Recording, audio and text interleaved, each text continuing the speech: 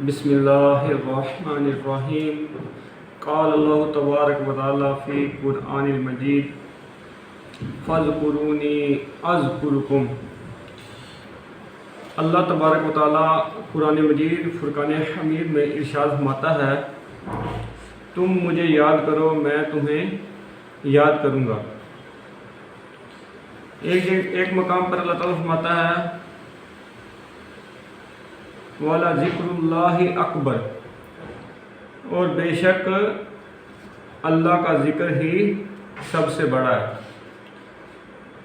حضرت ابن عباس رضی اللہ تعالی عنہما سے مروی ہے کہ اس آیت کے دو معنی ہو سکتے ہیں۔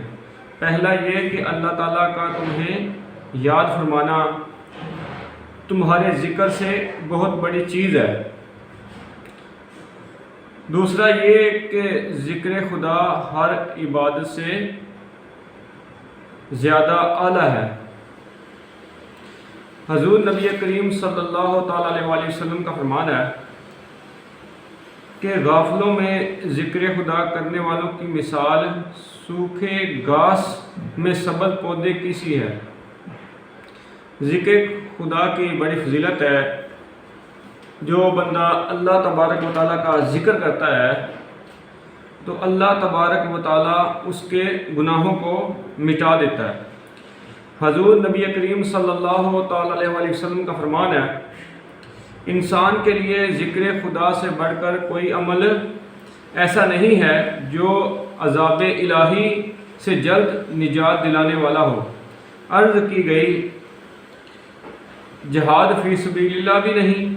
آپ نے فرمایا جہاد فی سبیل اللہ بھی نہیں مگر یہ کہ تو اپنی تلوار سے جہاد کرے اور وہ ٹوٹ جائے۔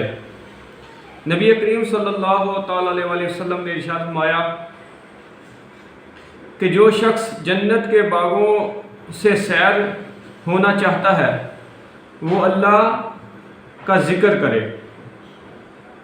حضور نبی کریم صلی اللہ تعالیٰ علیہ وسلم سے پوچھا گیا کہ یا رسول اللہ صلی اللہ علیہ وسلم کون سا عمل افضل ہے؟ آپ صلی اللہ علیہ وسلم نے فرمایا جب تو مرے تو تیری زبان ذکر خدا سے شیریں ہو، یعنی کہ جو بندہ ہر وقت اللہ تبارک و تعالیٰ کا ذکر کرتا رہتا ہے یہ عمل سب سے افضل ہے۔ نبی کریم صلی اللہ تعالیٰ علیہ وسلم نے ارشاد فرمایا کہ ذکر خدا میں صبح شام بسر کر، تو اس حالت میں دن اور رات مکمل کرے گا کہ تجھ پر کوئی گناہ باقی نہیں رہے گا۔ نبی کریم صلی اللہ تعالیٰ علیہ وسلم نے ارشاد فرمایا، اللہ تعالیٰ فرماتا ہے کہ جب میرا بندہ مجھے تنہائی میں یاد کرتا ہے تو میں اسے تنہائی میں یاد کرتا ہوں، اور جب وہ مجھے جماعت میں یاد کرتا ہے تو میں اسے اس سے بہتر جماعت میں یاد کرتا ہوں۔ جب وہ مجھے ایک بالشت مجھ سے قریب ہوتا ہے تو میں اس سے ایک ہاتھ قریب ہوتا ہوں۔ جب وہ ایک ہاتھ میرے قریب ہوتا ہے تو میں دونوں ہاتھوں کی وسعت کے برابر اس کے قریب ہو جاتا ہوں، اور جب وہ میری طرف چل پڑتا ہے تو میری رحمت بڑھ کر اسے سایہ عافیت میں لے لیتی ہے، یعنی میں اس کی دعاؤں کو بہت جلد قبول فرما لیتا ہوں۔ جو ذکر خدا کرتا ہے اس کی دعا کو اللہ تبارک و تعالیٰ فوراً قبول فرما لیتا ہے۔ نبی کریم صلی اللہ تعالیٰ علیہ وسلم نے فرمایا کہ کیا میں تمہیں تمہارے اعمال میں سے بہترین عمل کی خبر نہ دوں جو اللہ کے نزدیک سب اعمال سے پاکیزہ، سب اعمال میں بلند مرتبہ، سونے چاندی کی بخشش سے بہتر، دشمنوں سے تمہارے اس جہاد سے جس میں تم انہیں قتل کر دو اور وہ تمہیں شہید کر دیں، افضل و اعلیٰ ہو؟ صحابہ کرام رضوان اللہ علیہم اجمعین نے عرض کیا وہ کون سا عمل ہے؟ آپ نے فرمایا وہ دائمی ذکر الہی، یعنی کہ ہر وقت اللہ کا ذکر کرتے رہنا۔ یہ تمام اعمال سے افضل ہے۔ حضور نبی کریم صلی اللہ تعالیٰ علیہ وسلم فرماتے ہیں کہ اللہ تعالیٰ ارشاد فرماتا ہے، جس شخص کو میرے ذکر نے سوال کرنے سے روکے رکھا میں اسے بغیر مانگے سب سائلوں سے بہتر عطا کروں گا۔ جو بندہ اللہ کے ذکر میں مشغول رہتا ہے تو اللہ تعالیٰ فرماتا ہے کہ میں اس کو ان سے بہتر دوں گا جو مجھ سے سوال کرتے ہیں۔ جو بندہ ذکر الہی کی وجہ سے مجھ سے سوال نہ کر پایا ہو تو میں اس کو اس سے بہتر دوں گا جو سوال کرتے ہیں، جو سائل سوال کرتے ہیں۔ تو ذکر خدا میں اپنی زندگی بسر کرنا، ذکر خدا میں اپنے آپ کو مشغول کرنا، یہ دنیا اور آخرت کی کامیابی ہے۔ حضرت معاذ بن جبل رضی اللہ تعالیٰ عنہ کا فرمان ہے کہ جنتی اس لمحے کے سوا جو یاد الہی میں بسر نہیں ہوا کسی چیز پر حسرت نہیں کرے گا، یعنی کہ جب جنتی جنت میں جائے گا تو وہ اس چیز پر حسرت کرے گا کہ کاش جو وقت میرا اللہ کے ذکر کے بغیر گزرا ہے اس کو بھی میں اللہ کے ذکر میں گزارتا۔ حضور نبی کریم صلی اللہ تعالیٰ علیہ وسلم کا فرمان ہے کہ کوئی جماعت بھی ایسی نہیں ہے جو یاد الہی کے لیے بیٹھی ہو مگر فرشتے اسے گھیر لیتے ہیں اور رحمت خداوندی اسے ڈانپ لیتی ہے۔ اللہ تعالیٰ اپنے مقربین میں انہیں یاد کرتا ہے۔ اللہ تعالیٰ کی کتنی رحمت، کتنی برکات اس بندے پر آتی ہیں، اس جماعت پر آتی ہیں جو ذکر الہی میں مشغول ہوتے ہیں۔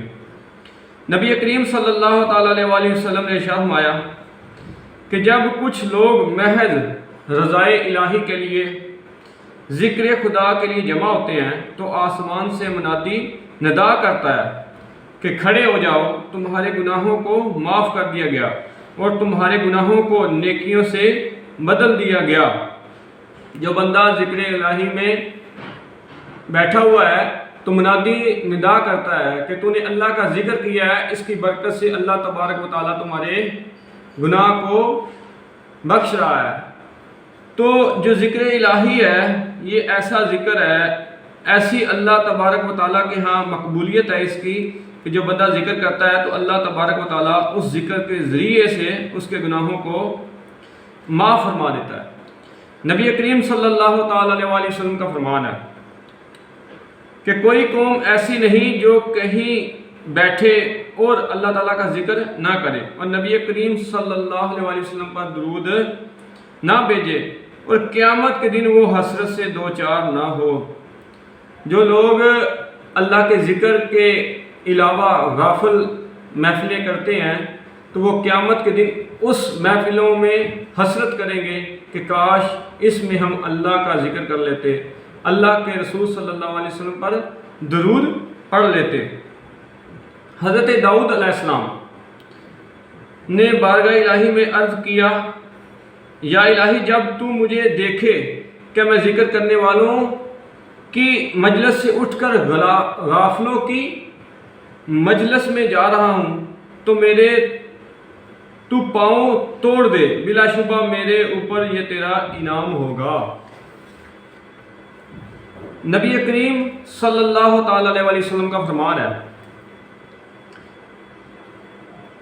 حضرت ابو ہریرہ رضی اللہ تعالیٰ عنہ سے روایت ہے اور حضرت ابو سعید خدری رضی اللہ تعالیٰ عنہ اس کے راوی ہیں کہ حضور سید عالم صلی اللہ علیہ وسلم نے ارشاد فرمایا، اللہ تعالیٰ نے نامہ اعمال لکھنے والے فرشتوں کے علاوہ ایسے سیاح فرشتوں کو پیدا فرمایا جو زمین میں سرگرم رہتے ہیں، سفر کرتے ہیں، زمین میں سفر کرتے ہیں۔ جب وہ کسی جماعت کو ذکر میں مشغول پاتے ہیں تو دوسروں سے کہتے ہیں کہ ادھر اپنی مطلوبہ چیز کی طرف آؤ، لہذا وہ سب فرشتے جمع ہو جاتے ہیں اور انہیں آسمان تک گھیرے میں لے لیتے ہیں۔ اللہ تعالیٰ فرماتا ہے، میرے بندوں کو تم نے کس حال میں چھوڑا، وہ کیا کر رہے تھے؟ فرشتے کہتے ہیں، یا اللہ وہ تیری حمد، تیری بزرگی اور تیری تسبیح بیان کر رہے تھے۔ رب جلیل فرماتا ہے، کیا انہوں نے مجھے دیکھا ہے؟ فرشتے عرض کرتے ہیں یا اللہ اگر وہ تجھے دیکھ لیتے تو اور بھی تیرا ذکر کرتے. تو فرشتے عرض کرتے ہیں اگر وہ تجھے دیکھ لیتے تو اور بھی تیرا ذکر کرتے، تیری تسبیح بیان کرتے. رب فرماتا ہے وہ کس چیز سے پناہ مانگ رہے تھے، وہ کس چیز سے پناہ مانگ رہے تھے؟ فرشتے کہتے ہیں وہ جہنم سے پناہ مانگ رہے تھے. رب فرماتا ہے انہوں نے جہنم کو دیکھا ہے. فرشتے عرض کرتے ہیں نہیں. رب فرماتا ہے اگر وہ جہنم کو دیکھ لیں تو ان کی کیا حالت ہوگی؟ فرشتے عرض کرتے ہیں اگر وہ جہنم کو دیکھ لیں تو اس سے زیادہ اور دور بھاگیں اور نفرت کریں. رب فرماتا ہے وہ کیا چیز مانگ رہے تھے؟ فرشتے عرض کرتے ہیں وہ جنت کا سوال کر رہے تھے. جب رب فرماتا ہے کیا انہوں نے جنت کو دیکھا؟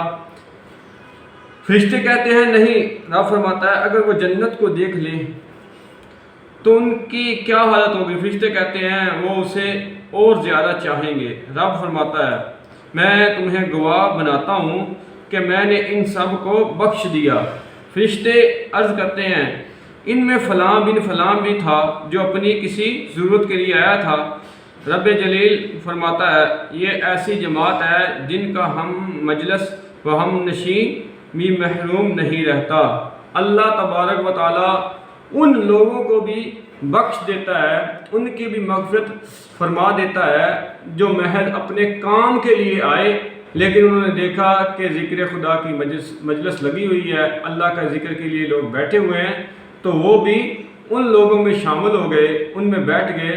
تو اللہ تبارک و تعالیٰ کی رحمتیں برکتیں ایسی ہوتی ہیں تو اس کی وجہ سے اللہ تبارک و تعالیٰ اس بیٹھنے والوں کو بھی جو ذکر خدا کے لیے نہیں آئے ان کو بھی اپنے ذکر کی برکت سے، اپنے ذکر کرنے والے لوگوں کی برکت سے ان کو بھی اللہ تبارک و تعالیٰ بخش دیتا ہے. تو ہمیں ذکر الہی کرنے کا حکم ہے. ذکر الہی ایک ایسی عبادت ہے جو اللہ تبارک و تعالیٰ کے ہاں بہت ہی مقبول ہے، جس کے ذریعے سے اللہ تبارک و تعالیٰ گناہوں کو معاف فرماتا ہے. جو بندہ ذکر الہی میں مشغول رہتا ہے تو اگر وہ سوال نہ بھی کرے اللہ تعالیٰ کی بارگاہ میں تو اللہ تبارک و تعالیٰ اس سے بڑھ کر اس کو عطا کرتا ہے. تو اللہ تعالیٰ ہمیں اپنی یاد ہر وقت اپنی یاد کرنے والا بنائے، کیونکہ جو ذکر الہی میں مشغول رہا وہ دنیا میں بھی کامیاب رہا اور آخرت میں بھی کامیاب ہو گیا. حدیث پاک میں ہے کہ جو بندہ ذکر الہی کرتا ہے، جو اللہ تبارک و تعالیٰ کا ذکر کرتا ہے تو اللہ تبارک و تعالیٰ اس کے گناہوں کو بخش دیتا ہے، اس کو اس طرح پاک کر دیتا ہے جیسے آج ہی وہ اپنی ماں کے پیٹ سے جنا گیا ہو. تو ہمیں ہر وقت اللہ تبارک و تعالیٰ کی یاد کرتے رہنا چاہیے، اللہ تعالیٰ کا ذکر کرتے رہنا چاہیے. یہ ذکر ہی ہے جس کی وجہ سے انسان کے دلوں کا زنگ جو دور ہو جاتا ہے. حدیث پاک ہے جس کا مفہوم ہے کہ ہر چیز کو زنگ لگ جاتا ہے، اور دلوں کو جب زنگ لگتا ہے تو اس کو صاف کرنے کا جو آلہ ہے وہ کیا ہے؟ وہ ذکر الہی ہے، قرآن پاک کی تلاوت ہے. جب بندہ قرآن پاک کی تلاوت کرتا ہے، ذکر الہی کرتا ہے تو اللہ تبارک و تعالیٰ اس زنگ کو دور کر دیتا ہے. اللہ تعالیٰ ہمیں اپنی یاد کرنے والا بنائے اور اپنے نیک لوگوں کی صحبت و سنگت اختیار کرنے والا بنائے. جو بندہ اللہ کے نیک بندوں کے ساتھ بیٹھتا ہے، اٹھتا ہے، ان کے ساتھ رہتا ہے تو اللہ تعالیٰ ان کی برکت کی وجہ سے بھی گناہوں کو معاف فرما دیتا ہے.